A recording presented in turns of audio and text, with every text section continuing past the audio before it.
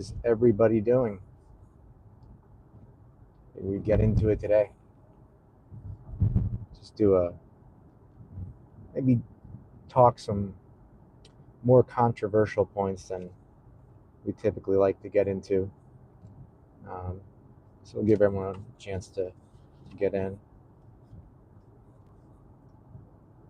While we're doing that, we can certainly discuss Bitcoin. There's been a ton of developments. Obviously, strategic reserve. I did a video about that. Huge implications there. Um, Altcoins are kind of taking the spotlight, primarily meme coins, which there's an interesting angle that people are taking with the value proposition, which I understand, but I don't know if it's actually sustainable, and I don't know if there is enough intrinsic or inherent value to culture and to communities to justify having something with a multi-billion-dollar market cap. My biggest concern is, okay, maybe you've got something that can justify getting it there, but what fundamental thesis is there to lean on when people start rushing for the exits? So, but the the viewpoint of like Murad and people like that, um, is kind of one of financial nihilism, which I get. It's basically the boomers have captured the stock market. Equities are really outside of any reasonable valuation.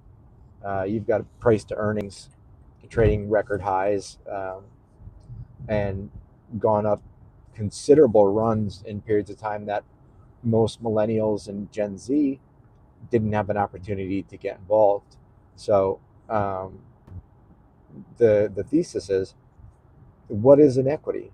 The purpose for a stock going up and down in value initially was the fact that you get a dividend, and now the dividend is almost, if it even is existent. Hey, buddy.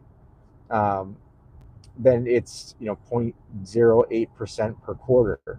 So with that viewpoint, what is a stock's value? You have balance sheets, but the equity itself is basically a governance token. It's basically the ability to vote on certain proposals.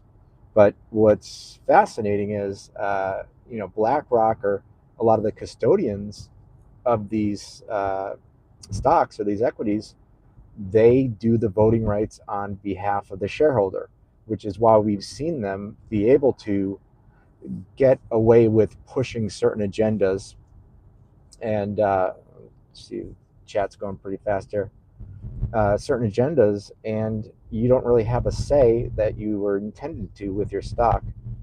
Are you a math teacher? I am not a math teacher. I'm actually a high school dropout, so I'm not even a math graduate. Um, or am I a scientist? I am not a scientist.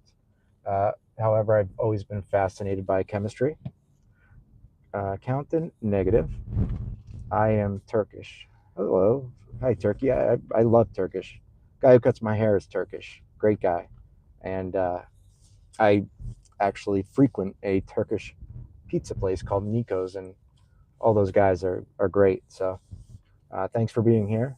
It's, I don't know where you stand as far as Aragon or Erdogan. Um, Seems like that situation is pretty messy, but I don't really know enough about it to speak too much on it. Um, I see you're a smart drop. Thank you, thank you. I appreciate it. That's very kind. Yeah, I've learned a few things, and uh, I'm hoping to continue to learn more things. But I try to remain a polymath and just kind of learn as much as I can about everything. And it seems like they're all related. The better I get at writing as my memoir or songs, the better and more creative I become because I understand the creative process. So, I think just learning in general gives us the ability to really tap into, like Socrates or Plato said, how you do one thing is how you do everything. And I don't think anything's irrelevant. Sometimes I know for myself, I can go on tangents, obviously, and think, well, I just wasted 15 minutes doing nothing. But in reality, there's something called the Zeidiger effect. And your mind, your subconscious mind, which is 10 times um, more able to process information faster, and it's about 90% of your working memory. Your subconscious will work on that problem in the background, which is why we have these thought loops, and your brain really wants to close them. So um, your brain will be in the background trying to find solutions to these things that maybe you have intention that you're not even aware of, that are important to you, which I find extremely fascinating, which is why intention, I think, is super important. Um, but anyway, so Bitcoin and yeah, and altcoins, and so the meme coins, the thesis there, it's pretty wild. As someone who's been interested in this space for a long time, I did not predict this. As a matter of fact, I predicted it ending prematurely quite a few times, like many people have. And it's certainly going to be interesting to see how far it goes. And I think the case again for traditional equities, having very little actual utility to them, uh, which is the case with meme coins, obviously. But the one thing that meme coins do have on traditional equities or a lot of these VC coins is they're fully diluted. So there's not any float that's not circulating. So, with if anybody remembers when AMC and that meme stock craze went wild, the Aaron Ehrenberg, I think the CEO, he did another raise. So he released a bunch more shares into the circulating supply, which obviously diluted shareholders. Do you think meme five will pay well? Are you talking about the one on Ethereum that I think it had a Twitter campaign like a year ago? If it's the same one that I'm thinking of. If it's not, then I'm not familiar with it. Oh, okay, it is. Yeah, I don't know. I think that there's definitely they've been around for a while, and they haven't seemingly rugged or done anything like that. That if they had intentions, it's probably been shaken out by now. Their NFTs still have a very high floor, so it's hard to say, but I don't think they have you know maybe very myopic intentions. Like you'll see a lot of these coins that last 48 to 72 hours. I think this one probably will stick around for a bit longer. And if Ethereum does hit a cycle, um, then going to be it's certainly going to be a benefactor. Like a lot of them will. Pepe, um, Bitcoin, Harry Potter, Obama, Sonic. Um, I think will certainly stand to gain. But yeah, I don't think it's a scam. I know the CEO's been pretty touted on I think maybe even Forbes, but I don't like how they did their campaign. I think they kind of they really set people up to not be able to claim and had a very poor Sybil preventative measure. And I think that was not a great sign and didn't look great, but I wouldn't say that it seems to be an outright scam. Do you own some?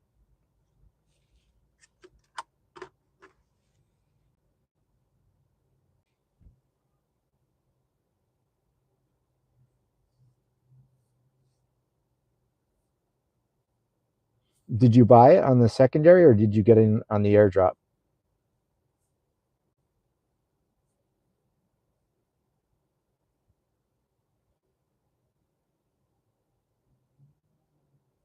Nice, nice. Well, congrats. You know, can't argue with free money. Um, yeah, I think they definitely boxed a lot of people out with that claim process, and calling a lot of people Sybils. So, great job on getting that. Um, but I think hold it, see where it goes. It's still, I don't know, I think it's like top 150 as far as market cap. So, once Ethereum and a lot of the Ethereum meta starts to get moving, I think it'll do pretty well. But so we've been on for a little over 10 minutes here. I'm gonna wrap this one up. Do you have any other questions? Maybe I could answer. Maybe I can't, but I'll do my best.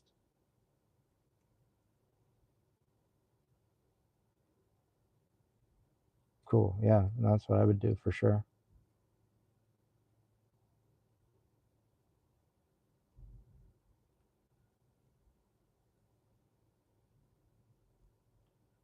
Um, in a parking lot, I got a lot of people looking at me like I'm crazy. Maybe they're right.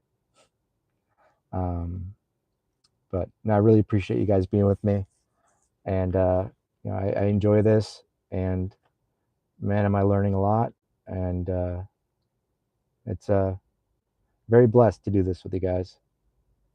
Yeah, I know. So if you'd like to like and subscribe, this channel is about 2 weeks old, and it's only going to get better from here. And I appreciate everybody, and I am inspired by the community, and I just want to feed off that energy. So I'm kind of like a psychic vampire, but hopefully I don't drain you in the meantime. Yeah, amen, brother. Thank you. All right, guys, you have a great night. Thanks for being here, and I really appreciate it. All right, guys. God bless.